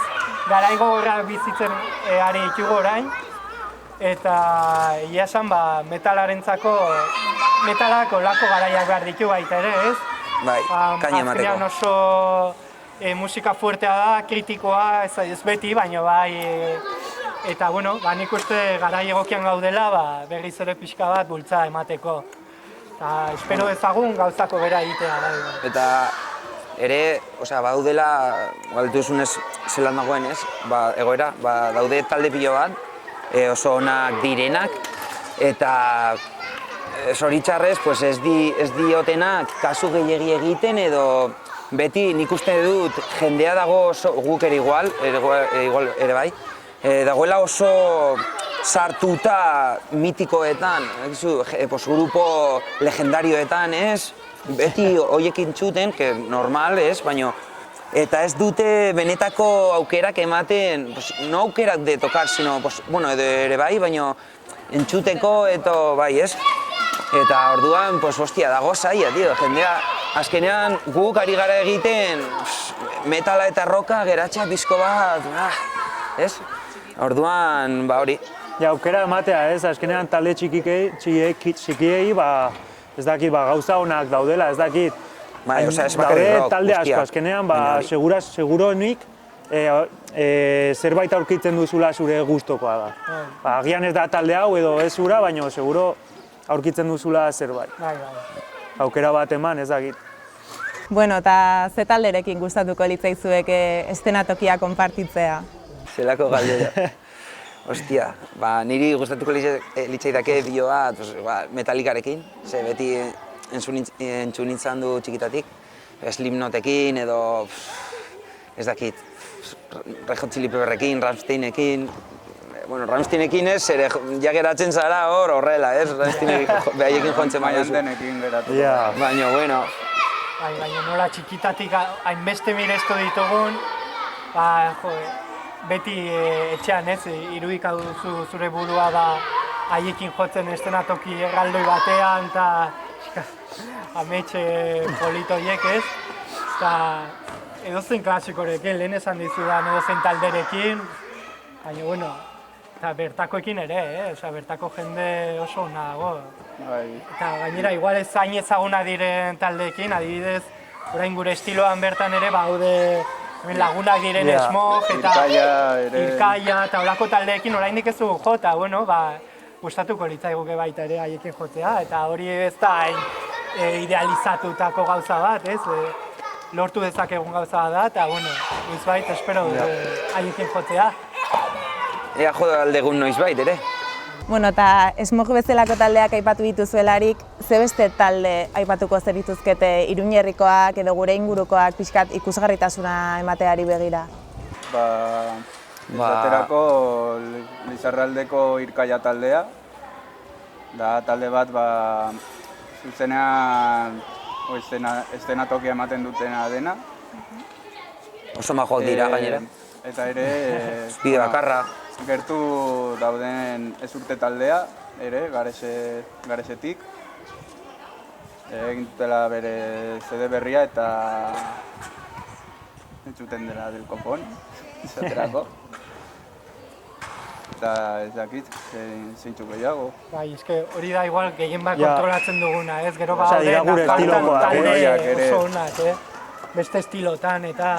Ja, hori da. Gure gustatuko litzaiguke igual pizka gehiago, gure estilo ez, edo diskoa daltzatzea berriz ere. Bueno, eta kontzertuak eman izan dituzuenean, zer da oioi purdia jarri dizuena? Zer da gehien disfrutatu duzuen gauza?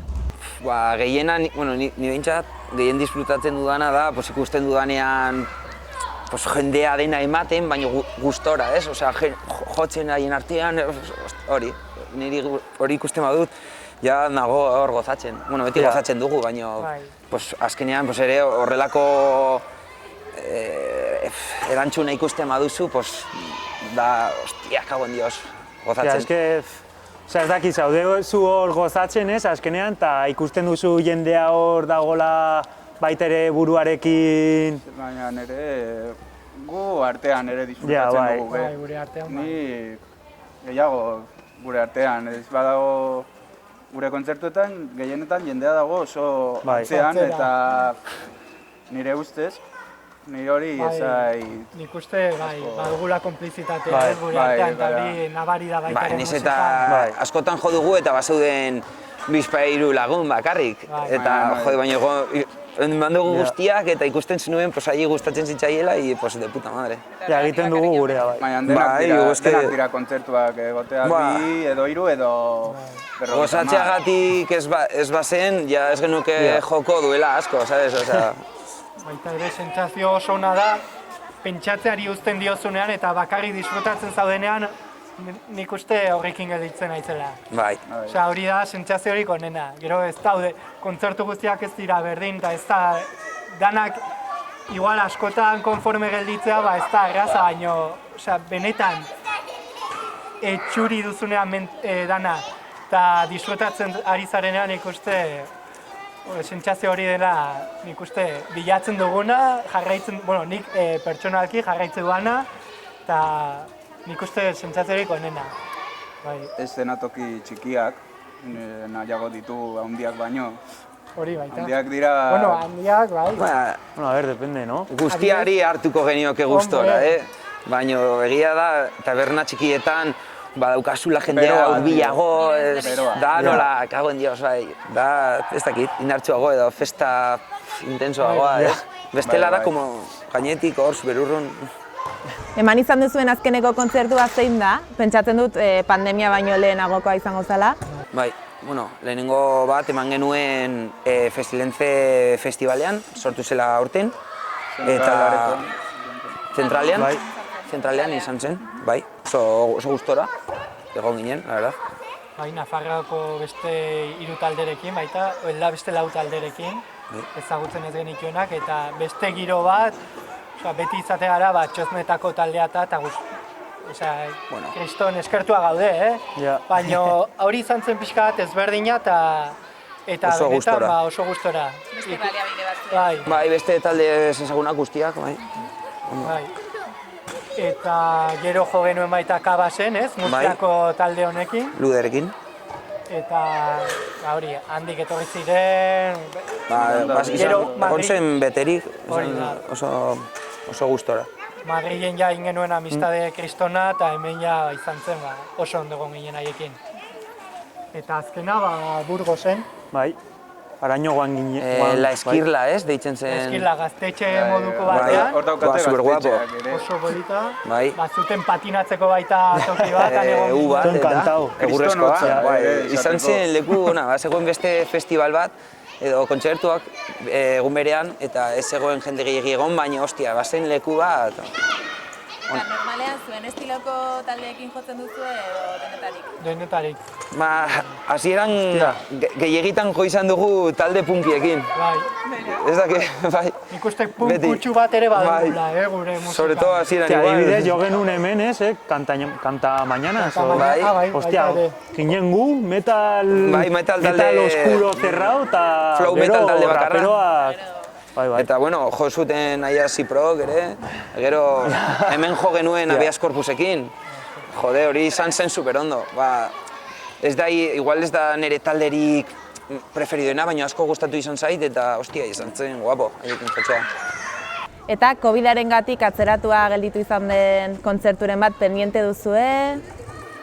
Terminalen, bai, genukano... Hauek del Central ere... Zentralen jo genuen Nafarroako beste talde batekin, nola zuen izan? Bai, eta gero hori...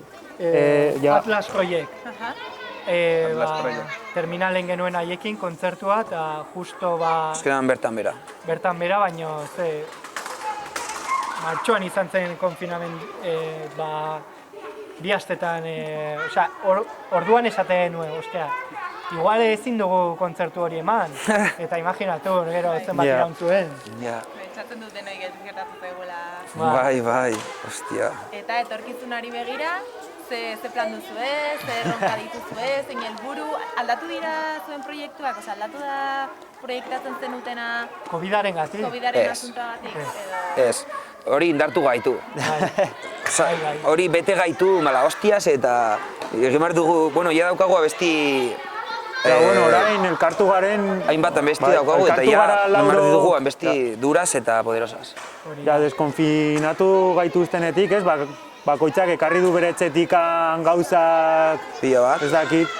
Eta azkenean, joan gara elkartzen, eta hor, grabatzen, eta azkenean hor, en el baúl, ja euskagu tonteriak. Bai. Orduan, azken finean, egoera honek ere indartu zaituzte. Bai, eta gainera, eske urrengo urtean, ja egiten ditugu 15 urte, hasi ginenetik, ez? Eta orduan, kagoen dios, egingo dugu albada eta ez bada ere bai, kontzertu bat urrengo urtean bai edo bai. Eta izango da legendarioa. Eta bueno, eta ez dakit diskaterako dugun, saiatuko gara, niri gustatuko litzaiake. Baina, dena bere denbora. Izango zen ondo. Presarik ez daukagu. Ez dugu hori eskua zuan jarriko, baina... Hori da. Nik uste, hemendik 2 urtera nik uste beste lanen bat egingo dugula. Eta grabatzeko asmoa duzuen diska hori, zemagarrena izango litzake? 3. Maketa kontatuz. Azkenean maketa ginen, hor daude 15 urteko egindako abestiak, eta gehiago, eta azkenean dauka 12 abesti, baina da pizko bat maketa bat, ez? Gure lehenengo lana. Eta maketa hori entzun da gaur egun ze sentitzen duzu, nola? Arritzen gara. Ze badaude gauza oso onak, ere ustetan. Nire bai uste dut batxutan ikusten duzu, ostia, hori esen txarra, tío. Ostia, ni esaten dien, diska horretatik, noizbeinka kontzertuen batean, abestiren bat jotzea, baina ez daukate... Jotzea lehenengo diskako abestiren bat. Claro, jendeak igual ezagutzen hori, oraingoa baino lehenago, eta igual kontzertutan jozazue hau, eta ostia, batzutan pentsatu dugu, ez? Ikasi duena askatasunan beti esaten dute hola de Beñat. Hori izan da lehenengo bat. Lehenengo abesti izan zen hori, irakasle batena. Eta igual nabari da, orduan egin genuen momentuan 18 urteo 17 genituela, 16 zure kasuan. Eta, bueno, oraingo azal aldatzen dizkan, nabari da beste heldutasun bat, ez? Baina gero esan duzuna, igual batzutan jarri izan dugu kotxean maketa eta ostia, hau ez egon gaizki, zakit, argitzen gaitu, bai, batzutan. Eta jendarentzako izango da ere pixka remember, ez? Ola bere gaztetasun, garaiak gogoraraztea. Batentzako abesti baten bat igual, bai. Bai, ostia, ondo gontzen hori, bai. Bueno, eta bukatzeko, baduzue anekdotaren bat, bitxikeriren bat ola gurekin konpartituko zenuketena? Anekdota pila. Bai, anekdota pila. Baina bat espezial. Bideoklipa grabatu genuen eguna. Bai, hori izan zen Egon zen denetarik egun horretan. Ia taldea desegin zen. Aurreneko bideoklipa. Broma, Bai. Aurreneko bideoklipa izan zen, denetarik gertatu zitzaigun. Bai, zeskegi margen nun kobasulo batean, eta kobasuloa zegoen Diman, hor Bizkaian. Baltsolako kobasuloan, eta errepidetik kobasulo arte, posibiltzen normal ez, baina gauzekin hemen, generador, ez dakizer, fokoak, ostiaz, izan zen letala. Bateria. Dena, atretxo guztia. Eta hori janari gabe, edaria gabe, osea, egin genuen supergaizki, ez dakiz zergatik ez genuen hori egin. 4 ordu eramaten dena. Hori, bai, ez. Gelditu ginen goizean, eta hasi grabatzen igual arratsaldeko 6etan.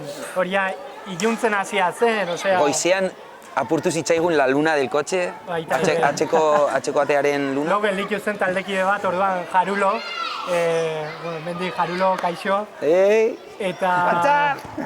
Lo gelditu zen bere garaian, eta goizeko 5etan, ez dakit noiz gelditu ginen, eta 6etan kotxeak jarri zuen berak, dana kargatu, eta atzeko lunari ampli batekin jo, eta dana... Esaten genion, hau uste dut ez dela sartzen, eta el tio, bai, eman behar duzu indartxo behar.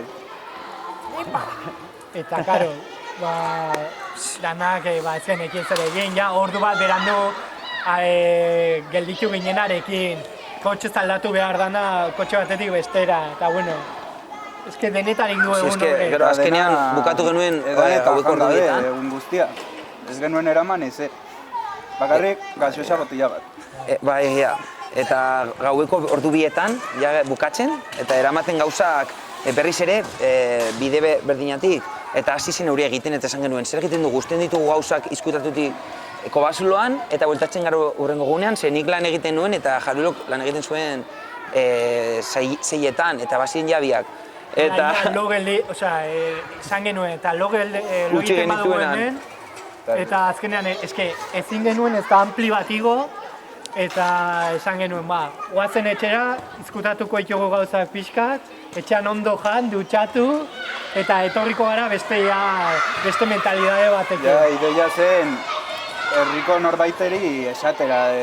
Laguntza eskatzea. 50 euro ematen dizu, ekartzen baduzu kotxe bat, eta dena sartzen badugu hor, eta dena bi viajetan egiten badu. Eta azkenean entorri zen... Eta horrengo egunean joan ginen, Peio, Peioren lagun bat, nera anaia, eta nik. Eta izan zen dena hor, redondo, zeren Peio ikusi zuen gizon zar bat, joaten toterreno batekin. Hori da. Eta joan zen korrikan galdetzera. Begira, daukagu ampli batzuk, kobasur honetan, aldi guzu lagundu. Eta baiezkoa, nik esan nion, emango izkizu 50 euro, eta gizona gora pixkat ikusi zuen ez diola grazia handirik egiten, baina, bueno, esan zian, bale, ya te voy a ayudar. Eta 4 erditan azaldu zen traktore batekin, eta dana... Baina traktore bat... Kriston traktorea, ez genekien handik pasatzen zela, eta nik esan nion, traktore honekin ez zara patxako eta esan zian, bueno, nola ez, hori da, hemendik pasatzen naizen bakarra, ni naiz. Eta hala izan zen. Denak isildu ginen. Eta gainera gero ez zidan dirua hartu. Eta kriston ondo portatu zen. Izan zen legendario bai guztia. Dana perfecto, egun batean dana gaizki eta hurrengoan dana perfecto. Eta bakarrik eskatu esan genion, hartu dirua eta ez. Bakarrik orain du kaina bat, bar honetan. Da, ja, gizontzar hori guretzako da un guru. Eta hasiera katastrofiko horrek merezi izan zuen gero Bai. emaitzarekin. Bai, orain par egiten gara eta izan zen la hostia, baina momentuan izan zen gogorra. Orain anekdota bezala. Bai, Jarulo esaten zuen hor, usten dut taldea. Este behotxean ere ordez. Ez que iritsi ginen lautu erdietan, nuartera eta berak lan egiten zuen 6etan. Eta gaunden ja horrela. Baina ondo. Ja gauza jari ziren hobe. Eta ja bideoklipa ikusten dena. Hori da historia dagoen atzean. Bai. Bueno, animatzen ditugu ikusleak bideoklipa Hori da. Bideoklipa eta abestiak ere. Naiz eta bideoklipa ez izan, baina bueno, hori da. Eta beste anekdotaren bat? Madrileko bidaia. Madrilerako beste bidai katastrofiko bat izan zenuten. Ez. Katastrofikoa. Baina hori izan zen dena oso divertigarria. Bai. Karrepila egin genuen. Egin genituen gauzak. Atasko batean, karo, Madri ez genuen Hauza asko ezin dira kontatu. Hori da.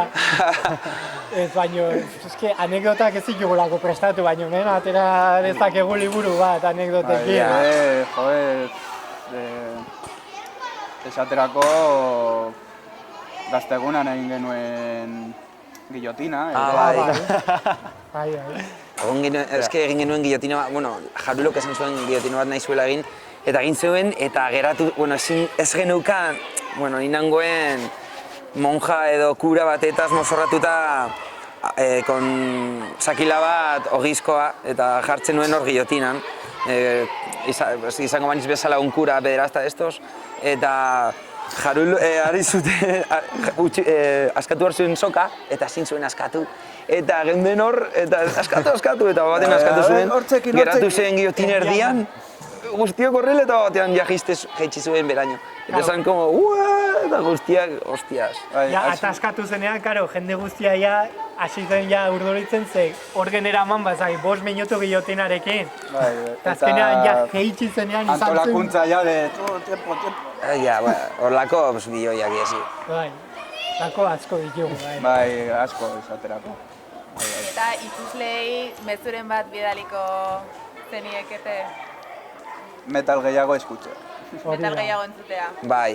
Eta metalari berriz bultzara. Behintzat aukera bat ematea, ez? Bai, estena lokalari ematea... Hori da, ez bazaile gustatzen, pues igual ez entzutea baino, zeiatxea behintzat. Talde txikiei tarte gehiago ematea. Bai, hori da, ez bakarrik guri ere bai.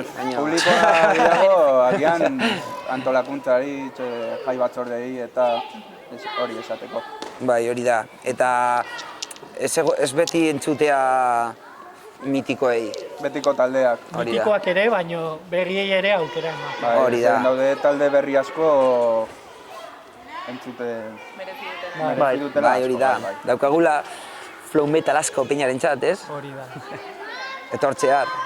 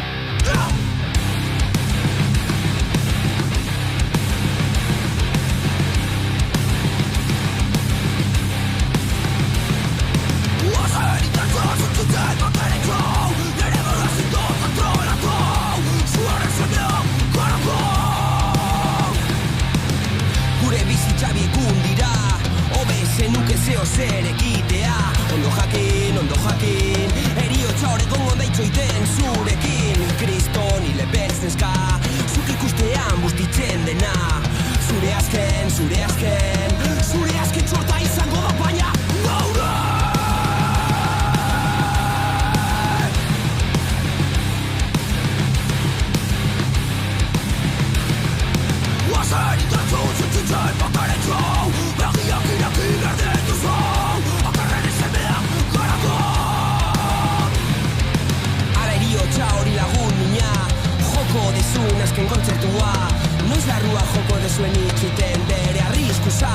dute jartzen, atzera begiratu gabe